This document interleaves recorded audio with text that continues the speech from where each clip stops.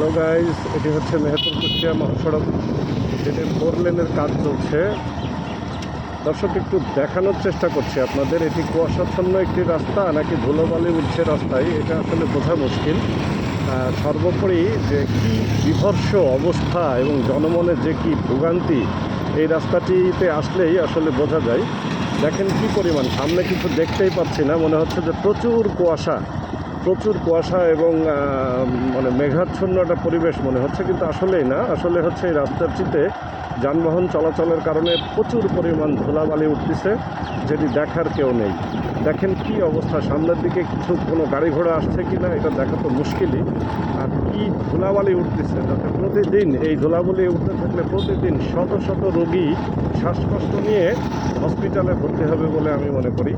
দেখেন কি অবস্থা, সামনে যে যাব, আমি মোটরসাইকেল নিয়ে যাচ্ছি, সামনে যে যাব সেটি যাওয়ার কোনো মানে আসলে সামনের দিকটাই দেখতেই পাচ্ছি না, মনে হচ্ছে যে একেবারে অন্ধকারাচ্ছন্ন একটা পরিবেশ। দেখেন, আপনারা নিজের চোখেই দেখেন কি অবস্থা।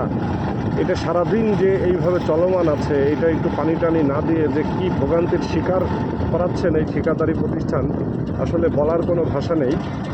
তো আপনাদের কাছেই আসলে জানতে চাওয়া আমার, যে এখান থেকে আসলে বের হওয়ার রাস্তা কি।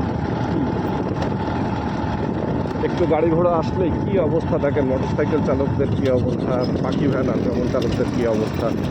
আসলে এভাবে চলতে থাকলে আসলে দেশ শেষ হয়ে যাবে। যাই হোক, দেখা হবে, কথা হবে আবার কোনো এক ভিডিও নিয়ে। ভালো থাকবেন সবাই, আল্লাহ হাফেজ।